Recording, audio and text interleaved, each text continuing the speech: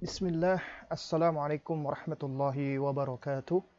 Innal hamdalillah nahmaduhu wa nasta'inuhu wa nastaghfiruhu wa natubu ilaih wa na'udzu billahi min syururi anfusina wa min sayyiati a'malina. May yahdihillahu fala mudilla lahu wa may yudlil fala hadiya lahu. Asyhadu an la ilaha illallah wahdahu la syarika lahu wa asyhadu anna Muhammadan abduhu wa rasuluh la nabiyya ba'dahu amma ba'du. Fa inna asdaqal kalami kalamullah wa khairal hadi hadi Muhammadin sallallahu alaihi wasallam wa syarrul umuri muhdatsatuha wa kullu muhdatsatin bid'ah wa kullu bid'atin dhalalah wa kullu dhalalatin finnar amma ba'du. Ikhwatal kiram, para aba dan para ummahat rahimani wa rahimakumullah. Alhamdulillah, kita bersyukur kepada Allah Subhanahu wa taala yang mana di kesempatan ini kita diizinkan oleh Allah Azza wa Jalla untuk dapat melakukan kajian secara daring ya, dalam jaringan atau online. Dan ini adalah kesempatan yang sangat baik sekali ya, dimana ketika Allah menguji kita dengan adanya wabah pandemik Corona atau COVID-19 ini, namun Allah Azza wa Jalla masih memberikan kita kesempatan untuk dapat terus belajar, dapat bersua, dapat berjumpa, meskipun perjumpaan kita adalah perjumpaan secara virtual ya, tidak secara fisik ya, namun ini adalah nikmat ataupun karunia yang Allah Subhanahu wa taala berikan untuk kita. Dan di kesempatan ini ya, izinkan saya untuk untuk berbagi atau sharing ya tentang materi yang sebenarnya sudah pernah saya sampaikan di sejumlah tempat ya, ataupun di sejumlah masjid ya. Dan di sini saya akan sampaikan kajian ini ya, mungkin memang secara online, yang berjudul Jangan Salah Mendidik Anak ya. Nah, yang perlu kita pahami bersama ya, kita harus meyakini dulu. Artinya kita harus membangun dulu pijakan-pijakan yang harus kita sepakati. Dan pijakan yang harus kita sepakati, jika kita berbicara tentang masalah pendidikan, maka rumah itu adalah madrasah atau sekolah pertama dan utama buat anak kita. Jadi, sekolah atau tempat belajar anak kita yang pertama adalah rumah. Kalau diibaratkan seperti batu bata di dalam bangunan masyarakat, ya, masyarakat ini adalah kumpulan daripada bangunan, maka bangunan itu memiliki entitas penyusun yang berupa batu-batu bata, dan batu-batu bata itu adalah rumah kita, keluarga kita. Sehingga ya, apabila kita ingin mendapatkan bangunan masyarakat yang kuat, maka tentunya rumah sebagai madrasah pertama harus memiliki kualitas yang juga bagus dan kuat agar bisa menopang dan menguatkan satu dengan yang lainnya. Dan yang namanya bangunan itu pasti membutuhkan adanya pondasi. Pondasi yang kuat, dan pondasi di sini adalah pondasi iman dan pondasi tauhid. Pondasi iman dan pondasi tauhid. Dan pilar ya. Jadi kalau ini bangunan itu ada pondasinya, maka perlu ada pilar-pilar penyangga-penyangganya. Dan penyangga-penyangganya itu adalah kecintaan atau mahabbah, perhatian, kasih sayang, dan kelemah lembutan. Ini adalah pijakan yang wajib kita pahami bersama. Dan mari kita coba mencermati. Ya, kita mencoba mencermati ya yang disebutkan oleh Al-Hafidz Ibnu Qayyim rahimahullahu taala di sini. Ya, qala Ibnu Qayyim rahimahullahu taala, ya, wa kam mimman ashqa waladahu. Betapa banyak orang yang menyengsarakan anaknya. Ya. Wa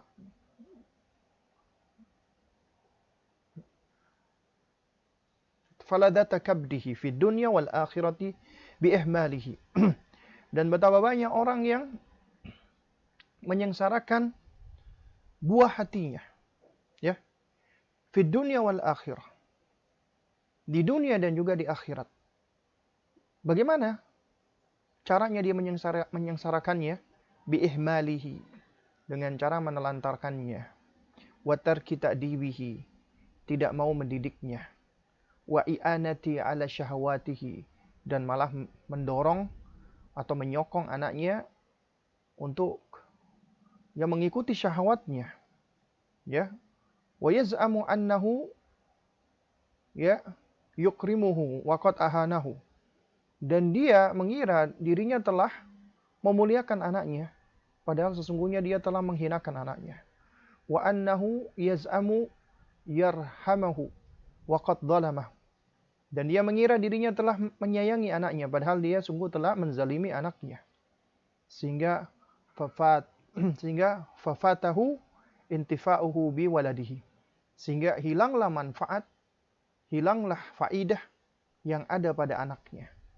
Lantaran anaknya, keberadaan anaknya yang bisa memberikan manfaat, maka itu akan hilang. Wa fawwata alaihi ya hadduhu fid dunya wal akhirah, dan juga akan berlalu atau hilang pula, sirna pula ya perannya anak kita atau manfaatnya anak kita di dunia dan di akhirat. Kemudian kata Al-Hafidz Ibnu Qayyim, wa idza tabartal fasad fil aulad ra'aita 'amatahu min kibalil aba.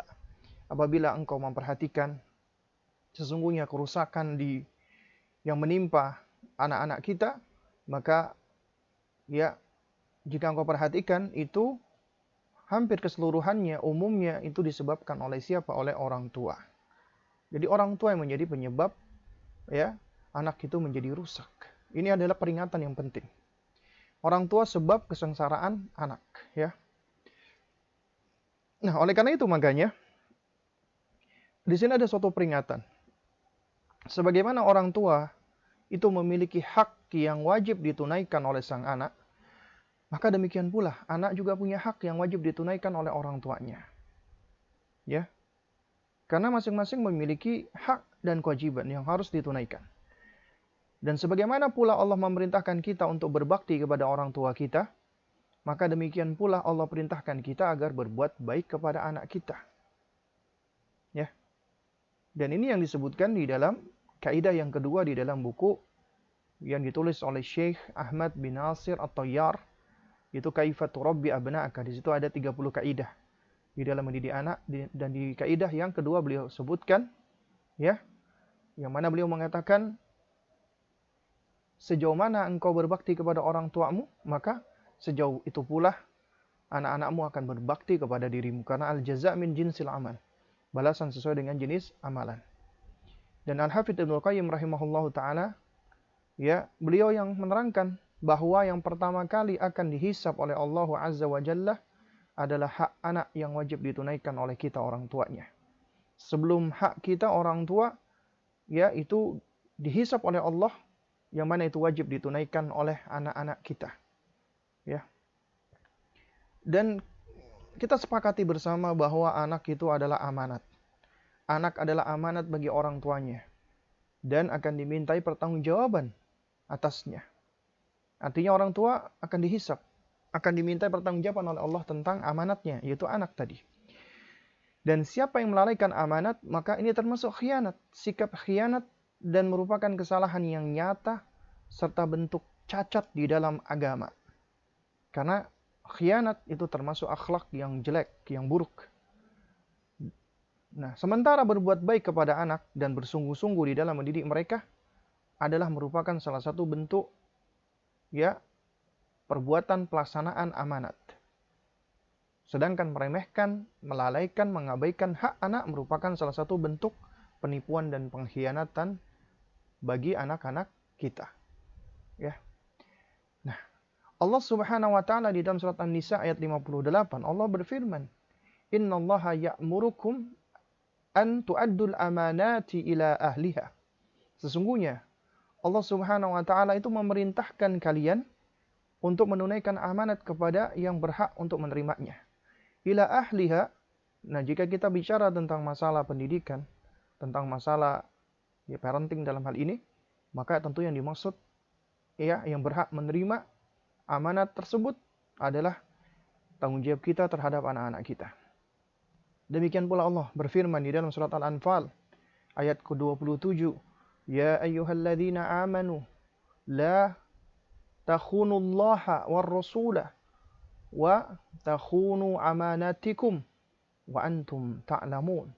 Wahai orang-orang yang beriman, janganlah kalian mengkhianati Allah Subhanahu wa taala dan mengkhianati Rasulnya, serta janganlah kalian mengkhianati amanat-amanat yang telah dipercayakan kepada kalian, sedangkan kalian mengetahui. Ya, ini adalah ancaman dari Allah Subhanahu wa taala dan perintah. Ya, bahkan di dalam hadis Nabi yang sahih diriwayatkan oleh Imam Bukhari dan Muslim, ya, dan ini juga sudah kita jelaskan, kita bahas syarahnya, ya, dengan cukup panjang lebar, yaitu di dalam kajian kita, di dalam kajian via Zoom juga, yaitu yang berjudul Al-Arba'un Al-Jiyad fi Tarbiyatil Aulad, atau 40 hadis seputar pendidikan anak, yang ditulis oleh Syekh Abdul Aziz Al-Huwaitan, ya, hafizahullahu taala. Ya, itu tentang wajibnya kita menjaga amanat, ya, dan tidak boleh berbuat curang. Karena kata Nabi SAW, "Ma min 'abdin yastar'ihillahu ra'iyatan." Tidaklah seorang hamba yang diberikan kepemimpinan atau tanggung jawab oleh Allah, dan ini sifatnya umum. Ya, tanggung jawab sifatnya umum. Bukan cuman kekuasaan dalam artian negara atau wilayah, tidak, tapi juga termasuk, ya, orang tua terhadap anak-anaknya. Kemudian wahwa yamutu yauma yamutu wahwa ghashun li ra'iyatih. Kemudian dia meninggal dunia, wafat dalam keadaan dia menipu, ya, yang dia pimpinnya. Kalau kita menipu anak-anak kita, illa haramallahu alaihi aljannata, melainkan Allah akan haramkan surga baginya.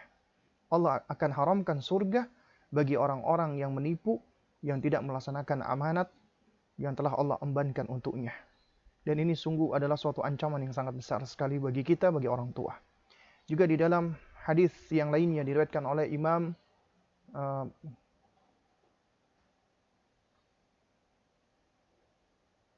Abu Dawud, ya, rahimahullah, dengan sanad yang sahih, Rasulullah SAW juga bersabda, "Kafa bil mar'i ithman an yudayyi'a man yaqut."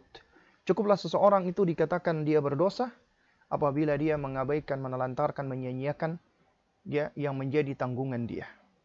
Ya, yang menjadi tanggungan dia. Nah, taib, ikhwatal kiram, para abah dan para ummahat yang dimuliakan Allah Subhanahu wa taala. Jadi ini adalah sejumlah pijakan-pijakan yang perlu kita pahami bersama. Ya, dan ini harus kita sepakati bahwasanya, ya, tadi, ya, pendidikan pertama adalah tentu di rumah kita. Artinya kita sebagai orang tua itu memiliki tanggung jawab utama mendidik anak kita, dan Allah dan Rasulnya pun juga memberikan ancaman bagi siapa-siapa yang tidak melaksanakan perintah Allah Subhanahu wa taala, yang tidak menjalankan amanat yang Allah Azza wa Jalla berikan. Nah, lalu kemudian di sini, ya, kita masuk ke dalam pembahasan di antara sejumlah kesalahan di dalam mendidik anak. Jadi ini hanya sebagian saja, karena betapa banyak, ya, kesalahan-kesalahan dan kekeliruan-kekeliruan di dalam mendidik anak-anak kita. Dan ini adalah sejumlah poin-poin penting, ya, di antara poin-poin penting yang lainnya. Yang pertama, kesalahan itu adalah mendidik anak tanpa ilmu. Ya, ini adalah kesalahan yang sangat vital sekali. Jadi mendidik anak tanpa ilmu. Padahal kita tahu bahwasanya al-ilmu qabla al-qawli wal amali. Ilmu itu harus ada dulu, harus kita siapkan terlebih dahulu sebelum kita berkata, sebelum kita berbuat.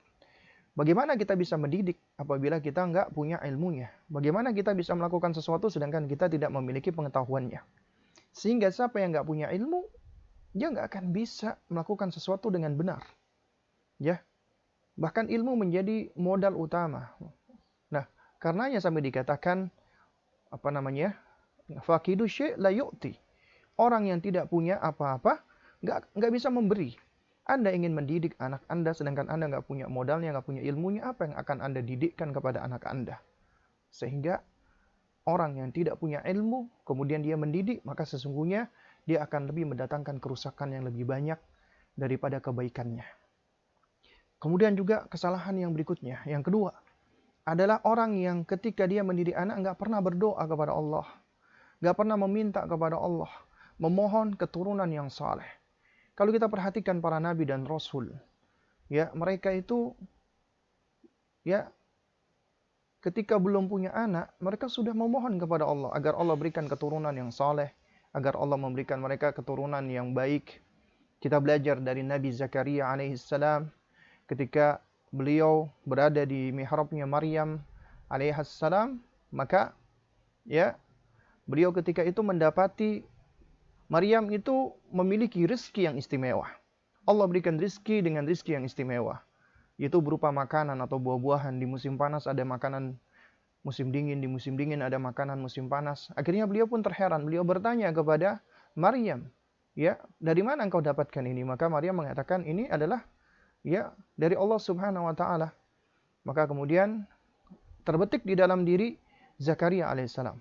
Kalau Allah mampu untuk memberikan Maryam ya nikmat atau karunia rezeki seperti ini, maka tentunya Allah mampu untuk memberikan aku anak meskipun di usia yang sudah tua. Makanya kemudian Allah katakan ya, wa hunalika da'a Zakaria rabbahu. Dan disitulah Allah Zakaria alaihissalam itu berdoa memohon kepada Allah Subhanahu wa taala. Hunalika di situ artinya kata para ulama adalah ketika beliau berada di mihrabnya Maryam alaihissalam. Ya, Zakaria berdoa kepada Rabbnya, meminta kepada Rabbnya. Apa doanya? Rabbi habli min ladunka dzurriyyatan thayyibatan. Wahai Rabbku, ya, karuniakan kepadaku dari sisi engkau keturunan yang baik. Dzurriyyatan thayyibatan. Innaka sami'ud du'a. Sesungguhnya engkau adalah yang maha mendengarkan doa. Dan masih banyak sekali ya kita perhatikan doa-doa orang-orang yang soleh, para nabi dan rasul. Ya, mereka memohon agar dikaruniakan kepada Allah anak-anak yang soleh, anak-anak yang bisa menjadi qurratul a'yun. Karena yang bisa menjadikan anak kita soleh itu bukan kita nggak mampu. Yang bisa melakukannya adalah Allah Subhanahu wa taala. Makanya Nabi Nuh alaihissalam, ya manusia istimewa, manusia yang paling sabar, 950 tahun beliau berdakwah siang dan malam menyeru kaumnya. Tapi ternyata yang mengikuti Nabi Nuh cuma sedikit, termasuk anaknya ya yang dikatakan oleh para ulama ahli tafsir namanya adalah Kan'an. Beliau adalah di antara orang yang kufur, tidak mengimani Allah, tidak mengimani risalah abinya atau bapaknya Nabi Nuh alaihissalam, dan wafatnya pun juga dalam keadaan kafir. Ya, nah di sini Allah hendak menguji Nabi Nuh alaihissalam. Ini bentuk ujian dari Allah azza wa jalla kepada Nabi Nuh, dan Nabi Nuh bersabar.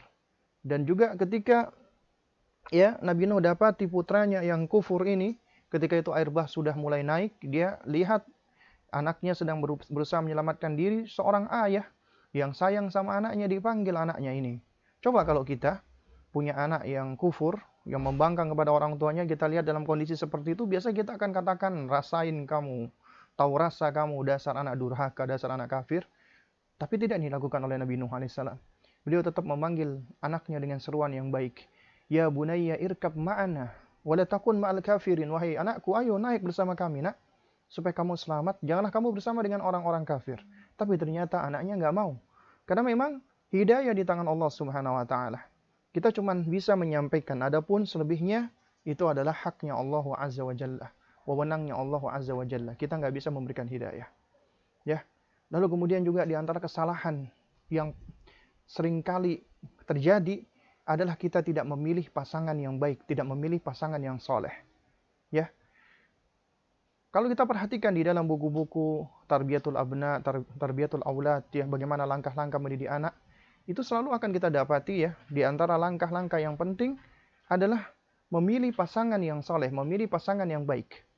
Ya, Anda apabila ingin mencari pasangan, Anda ingin mencari istri, maka sejatinya Anda itu bukan hanya mencari untuk diri Anda, tapi Anda sedang mencari ya sosok murabbi atau murabbiyah yang akan bisa menjadi guru, yang akan bisa mengayomi anak-anak Anda, yang akan bisa mendidik anak-anak Anda. Ya. Jadi Anda bukan cuma hanya mencari istri untuk diri Anda, tapi Anda mencari ibu yang baik untuk anak-anak Anda. Anda juga mencari seorang bapak atau imam yang baik untuk anak-anak Anda. Sehingga apabila Anda ketika tidak selektif di dalam mencari pasangan, maka jangan heran ya jika anak itu akan dipengaruhi dengan pengaruh yang sangat besar ya dari karakter-karakter atau sifat-sifat mungkin jelek, sifat-sifat yang jelek yang ada pada pasangan kita, baik itu ibunya atau bapaknya. Ya. Lalu kemudian kesalahan yang keempat adalah tidak memberikan nama yang baik kepada anak. Kita meremehkan masalah pemberian nama, padahal itu haknya anak. Karena anak nanti di hari kiamat, dia akan disebut dan dipanggil dengan namanya dan nama bapaknya. Makanya Nabi ya itu memerintahkan agar kita ya memberikan nama yang baik untuk anak-anak kita. Ya. Fa'ahsinu ya asma'ahum. Jadi berikanlah nama yang baik atau baguskanlah nama untuk mereka. Ya. Karena ini termasuk haknya anak. Hak yang harus ditunaikan oleh kita orang tua. Ya. Dan juga disebutkan di dalam buku Tarbiyatul Aulad fi Dhawil Kitabi wa Sunnah, ya, yang ditulis oleh Syekh Abdul Salam As-Sulaiman hafizahullah, dan buku ini ditakdim oleh Al-Allamah Syekh Shalih Fauzan Al-Fauzan hafizahullah. Penulis membawakan sebuah kisah antara ya Khalifah Umar ibn Khattab dengan seorang laki-laki, yang mana laki-laki ini datang ya ke Amirul Mukminin, ke Khalifah Umar. Dia memprotes, ya, dia mengadukan, ya, yashku ya uquqa ibnihi. Dia mengadukan tentang betapa durhakanya anaknya. Ya. Kemudian dipanggil oleh Khalifah Umar, anaknya ini. Diberikan nasihat. Lantas kemudian anaknya bertanya, "Ya Amirul Mukminin, ya, hal lil waladi haqqun ala abihi?" Apakah anak itu punya hak yang harus ditunaikan oleh bapaknya? Iya, kata Amirul Mukminin Umar bin Khattab. Kemudian anak ini bertanya, ya, apa saja ya Amirul Mukminin hak tersebut? Maka disebutkan diantaranya oleh Khalifah Umar 3 hal. Yaitu yang pertama adalah an yantakiya ummahu. Hendaknya bapaknya menyeleksi ibunya. Cari ibu yang baik. Ya. Nah, ini kaitan yang tadi, ya, yang poin nomor 3 tadi. Kesalahan tidak menyeleksi atau tidak berhati-hati mencari pasangan, tidak selektif. Makanya dinasihatkan oleh Umar, wa an yantakiya ummahu. Hendaknya dia menyeleksi, mencari baik-baik ya sosok wanita yang layak untuk menjadi ibu anak-anaknya. Kemudian wa an yuhsina ismahu. Kemudian memberikan nama yang baik untuk anaknya. Yang kasih nama yang bagus, nama yang mengandung makna-makna yang baik. Ya. Lalu kemudian wa an Ya, lalu kemudian yang ketiga kata Umar radhiyallahu taala anhu, wa an yu'allimahul Qur'an. Dan hendaknya bapaknya mengajarkan dia Al-Qur'an. Kemudian apa jawaban anak tadi? Walakin ya Amirul Mukminin, ya, fa inna abi lam yaf'al dzalika syai'an. Akan tetapi ya Amirul Mukminin, abiku enggak melakukan itu satupun. Ya. Kemudian dikatakan, ya, fa ummi zanjiyali lil majusi. Ibuku adalah seorang budak berkulit hitam. Ya, budaknya seorang majusi. Ya. Dari sisi nasab, dari sisi agama dan lain sebagainya, itu bapaknya tidak mencari ya ibu yang baik. Lalu kemudian wasammani Ju'al, aku dikasih nama dengan nama Ju'al. Ya wallahu alam, ya, itu nama yang maknanya jelek. Ya. Lalu kemudian walam yu'allimni harfan minal Qur'an, dan aku enggak diajarkan satu huruf pun dari Al-Qur'an. Kemudian Khalifah Umar pun marah, dipanggil bapaknya tadi. Dikatakan oleh Umar, "Ajita ilayya tashku uquqa ibnika." Kamu datang kepadaku, kamu mengeluhkan tentang durhakanya anakmu. Wa qad aqaqtahu qabla an yu'aqqaka. Padahal kamu sudah berbuat durhaka dulu kepada dirinya sebelum dia mendurhakaimu. Ya. Jadi kita sudah mendurhakai anak kita sebelum dia mendurhakai diri kita. Bisa. Lantaran apa? Karena kita nggak menunaikan hak-haknya. Maka ini diantara kesalahan-kesalahan yang wajib untuk kita waspadai. Nggak kasih nama yang baik dengan anak kita. Dikasih nama-nama jelek. Ya. Bahkan ada juga diberikan nama dengan nama-nama orang-orang kafir. Ya. Padahal nama itu mengandung tafa'ul, optimisme. Kalau Anda memberikan nama, ya, nama yang paling baik adalah nama ketika nama itu disandarkan kepada Allah, kita sebagai hamba, Abdullah, Abdurrahman, Abdul Malik, Abdul Qudus, Abdul Aziz, ya, itu adalah nama yang baik. Karena untuk itulah kita diciptakan Allah, menjadi hamba Allah, sehingga ketika kita ya diberi nama atau kita memberikan nama anak kita, maka ini mengandung optimisme agar anak kita menjadi hambanya Allah Azza wa Jalla, menjalankan tujuannya diciptakan sebagai seorang hamba. Ya, atau juga kita memberikan nama-nama seperti nama-nama orang soleh, namanya Nabi dan Rasul. Nama Ibrahim alaihissalam, nama Yusuf alaihissalam, Musa alaihissalam, dan nama-nama yang lainnya. Termasuk nama Nabi kita Muhammad sallallahu alaihi wa ala alihi wasallam. Ya. Atau kita memberikan nama-nama sahabat Nabi yang mulia. Kita memberikan nama Umar, Utsman, Ali, dan yang semisalnya. Ya. Dan ketika anak kita diberikan nama orang-orang soleh tersebut dan dia tahu ini adalah namanya orang soleh, dia berusaha mencari tahu. Maka kita harapkan dia akan menyayanginya, mencintai mereka. Dan Nabi mengatakan, almar'u ma'aman ahabba. Seseorang akan bersama dengan orang yang ia cintai. Tapi kalau dia misalnya dikasih nama dengan nama ya para pemain film Korea ataupun orang-orang yang buruk dan jelek lainnya, maka tentunya ya dia akan cenderung untuk mengikuti orang-orang kafir tersebut dan dikhawatirkan dia akan dibangkitkan bersama orang-orang kafir tersebut. Waliyadzubillah wa nas'alullah salam wal afiyah. Kemudian kesalahan berikutnya adalah tidak mengajarkan anak akidah dan iman yang sahih. Tidak menumbuhkan fitrahnya berada di atas keimanan dan ketakwaan. Anaknya dibiarkan, tidak pernah diajarkan Al-Quran, tidak pernah diajarkan sunnah, tidak pernah dikenalkan dengan Rabbnya, dengan penciptanya, Allah Azza wa Jalla. Anak sejatinya sudah memiliki fitrah mengenal Rabbnya. Tapi kalau orang tuanya tidak pernah menyuburkannya, tidak pernah menumbuhkannya, anaknya dibiarkan, anaknya bahkan terpengaruh dengan lingkungan, dengan keburukan, dengan kejelekan yang dia lihat, yang dia amati, apalagi kesyirikan, maka fitrahnya menjadi rusak. Karena itulah Nabi mengatakan, ya, ma min mauludin illa yuladu alal fitrah. Tidaklah anak yang dilahirkan melainkan mereka dilahirkan berada di atas fitrah. Kata Al-Imam Nawawi rahimahullah, ya, beliau menafsirkan atau menjelaskan makna fitrah di sini adalah adalah mutahayyi'an lil Islam. Adalah kecenderungan kepada Islam. Artinya kita memang sudah berada di atas kecenderungan kepada Islam. Nah, karena itu makanya Nabi mengatakan, ya, fa'abawahu yuhawwidanihi wa yunassiranihi wa yumajjisanihi. Maka tetapi kedua orang tuanya menjadikan anaknya itu Yahudi, Nasrani, dan Majusi. Rusak fitrah anaknya menjadi kafir. Karena itu makanya kita perhatikan nasihat pertama kali yang diberikan Luqman alaihissalam kepada putranya, apa?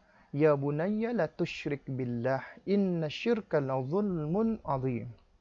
Wahai putraku, wahai anakku, ya, janganlah engkau menyekutukan Allah. Karena sesungguhnya menyekutukan Allah termasuk kezaliman yang besar. Nasihat apa yang diberikan Luqman pertama kali? Tauhid. Tapi dalam bentuk larangan. Kenapa? Karena anaknya masih kecil berada di atas fitrah. Dan yang merusak fitrah itu adalah apa? Kesyirikan yang paling berbahaya. Makanya Luqman nasihati agar fitrahnya tetap lurus, nggak rusak. Janganlah kamu menyekutukan Allah, nak. Dan dijelaskan oleh Luqman sisi ta'lil, alasan argumentasinya. Dan ini ia mengajarkan kepada kita apabila kita memberi perintah atau larangan, hendaknya kita berikan alasannya. Apa alasannya? Ya, fa inna syirka la dzulmun azim. Karena sesungguhnya kesyirikan itu adalah kezaliman yang sangat besar sekali. Kezaliman yang besar. Ya.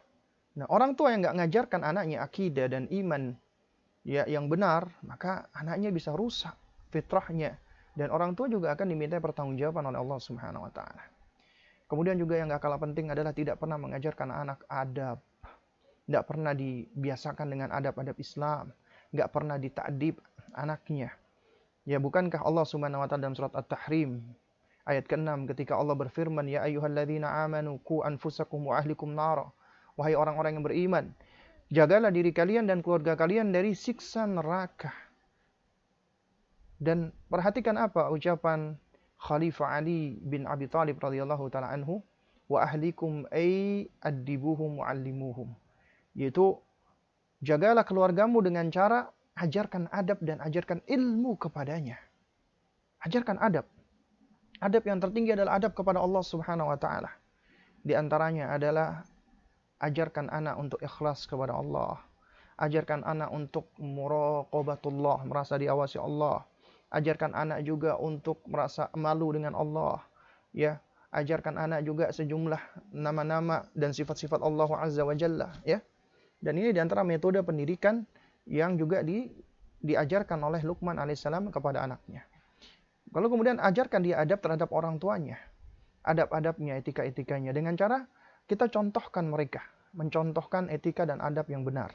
Karena metode mereka ketika belajar pertama kali adalah Allah karuniakan kepada mereka jihazu al-iltiqat, indera untuk menerima, ya, untuk apa? Untuk menerima knowledge atau pengetahuan, yaitu as-sam'u wal basar, pendengaran dan penglihatan. Mereka akan mendengarkan, kemudian mereka akan meniru mengucapkannya. Makanya itu adalah momen ketika kita mengajarkan mereka dengan cara mentalkin dan membiasakan atau mentasmi mereka dengan kebaikan-kebaikan. Terutama di usia 0 sampai 2 tahun di mana indera ini yang pada saat itu paling dominan. Kemudian baru kita contohkan dengan qudwah, dengan contoh yang baik, bil uswah, bil qudwah al hasanah. Terutama di usia 2 sampai 7 tahun. Karena di usia ini mereka Allah karuniakan indera penglihatan yang sangat optimal sehingga mereka akan menjadi sosok, ya, peniru, pencontoh, ya, pengcopy paste, penduplikasi yang sangat luar biasa. Makanya apabila kita nggak memberikan contoh yang baik, maka tentunya mereka akan meniru dan mencontoh keburukan-keburukan yang ada pada kita. Ya, jadi ajarkan mereka adab yang pertama kali, ya, sebelum kita mengajarkan mereka ilmu. Lalu kemudian juga di antara kesalahan yang gak kalah bahayanya adalah kita tidak hikmah di dalam mendidik mereka. Apa maksudnya? Hikmah itu maknanya adalah wad'u syai' fi mahallihi, meletakkan sesuatu pada tempatnya. Kalau menurut definisi Al-Hafidz Ibnul Qayyim rahimahullah, ini adalah definisi yang paling lengkap dan bagus, adalah fi'lun ma yanbaghi ala wajhi alladhi yanbaghi fi waqti alladhi yanbaghi. Itu melakukan sesuatu dengan tepat, dengan cara yang tepat, dan juga di waktu yang tepat. Artinya, agar kita bisa melakukan suatu hal yang hikmah, kita harus tahu yang kita lakukan itu benar enggak, yang kita ucapkan benar enggak, yang kita praktekkan benar enggak. Artinya harus punya ilmunya dulu. Ilmu yang benar di sini adalah yang sesuai dengan Quran dan Sunnah.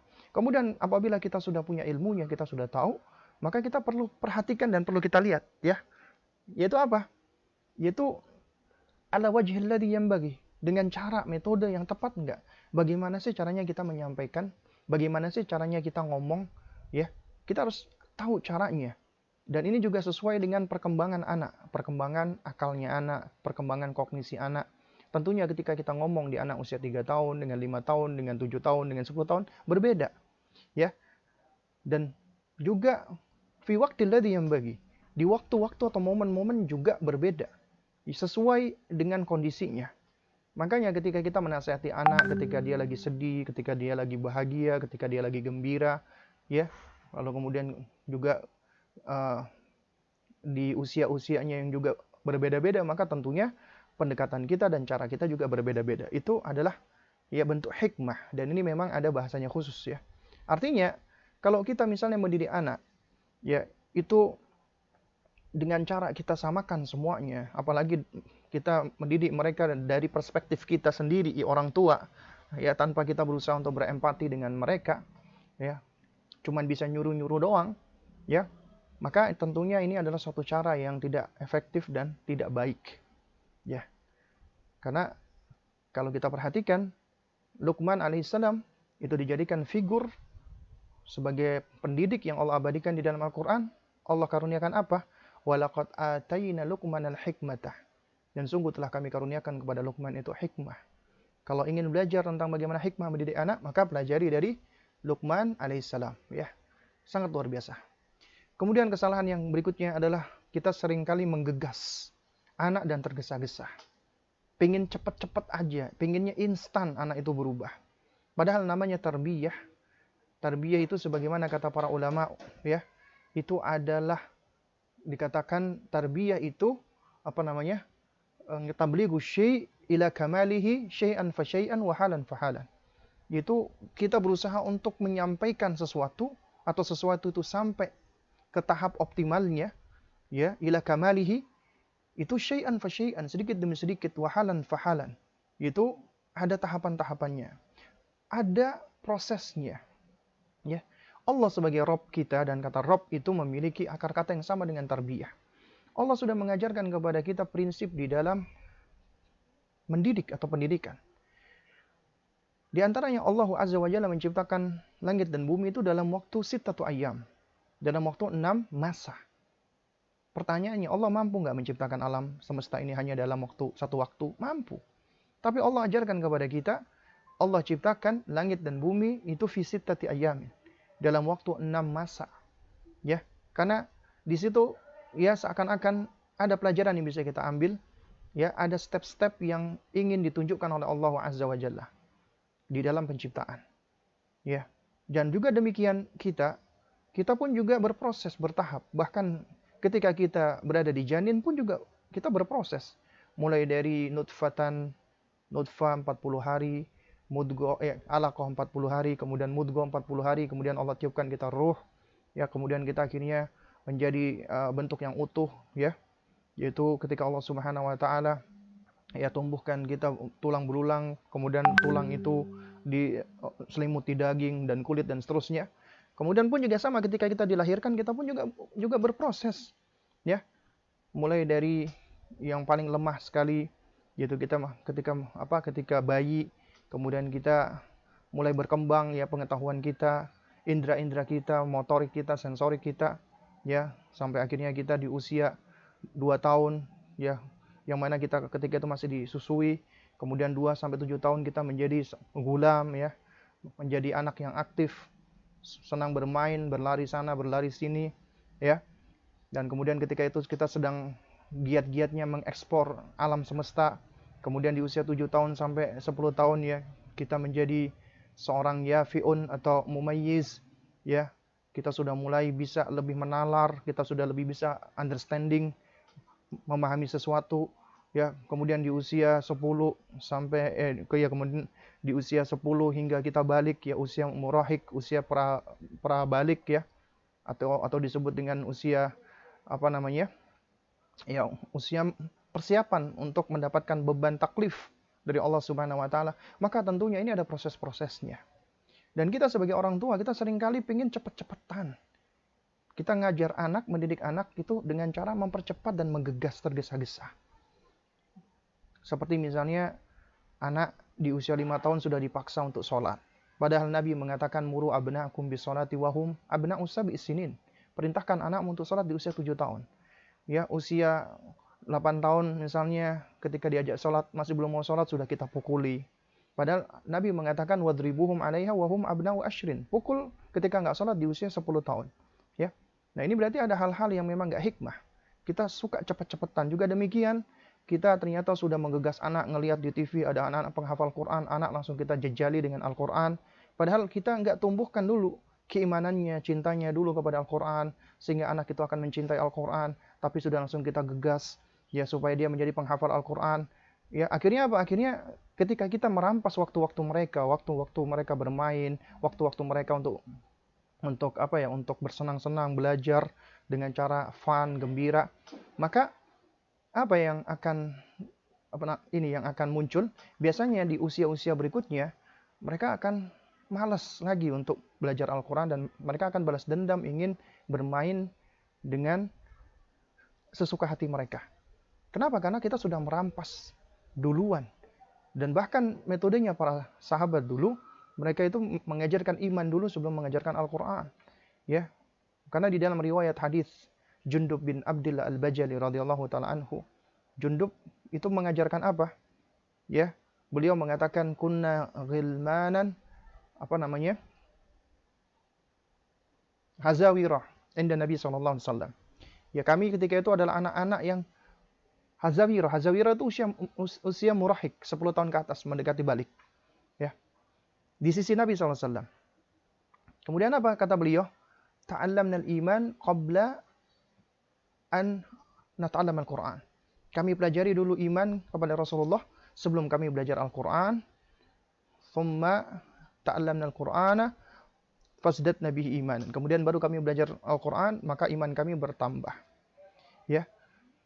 Lalu kemudian Jundub bin Abdillah, beliau berkata kepada murid-muridnya pada saat itu, ya, generasi tabi'in, ya, wa amma antumul an, adapun kalian pada hari ini, ya, antum, ya, belajar Al-Qur'an dulu sebelum antum belajar iman. Dan itu suatu hal yang dikritisi oleh beliau. Karena itu makanya kita nggak usah tergesa-gesa, nggak usah terlalu menggegas anak-anak kita. Kemudian ini mungkin yang terakhir, ya. This is last but not least ya, yaitu ketika kita mendidik anak kita tidak dengan cara yang lemah lembut dan tidak dengan cara yang santun. Padahal ya metodenya Rasulullah dan karakteristik atau ciri agama kita adalah dengan kelemah lembutan, dengan rahmah, dengan kesantunan. Karena apabila ya kelemah lembutan itu ada pada sesuatu, maka itu akan mengindahkannya, akan mempercantiknya, menjadikannya bagus. Dan apabila kelemah lembutan itu ditarik dari sesuatu, maka itu akan memperburuknya, menjadikannya jelek. Ya, agama kita mengajarkan kesantunan, kelemah lembutan. Ya, karena inilah yang akan menyebabkan siapapun itu senang sesuai dengan fitrahnya.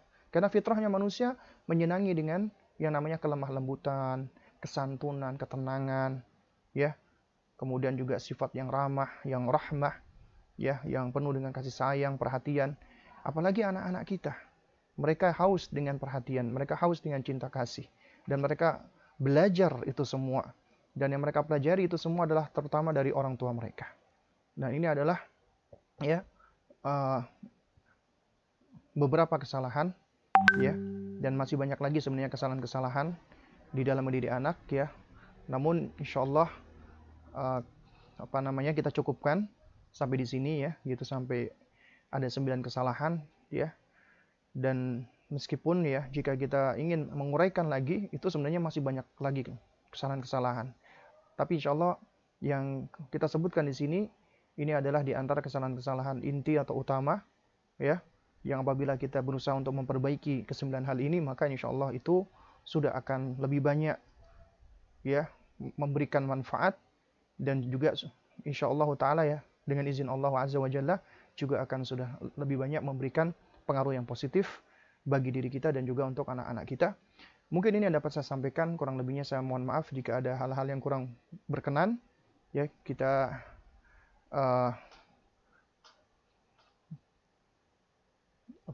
kita tutup majelis kita di hari ini. Ya, insyaallah nanti kita lanjutkan lagi di kesempatan-kesempatan berikutnya. Ya, subhanakallahumma wa bihamdik asyhadu an la ilaha illa anta astaghfiruka wa atubu ilaik. Wassalamualaikum warahmatullahi wabarakatuh.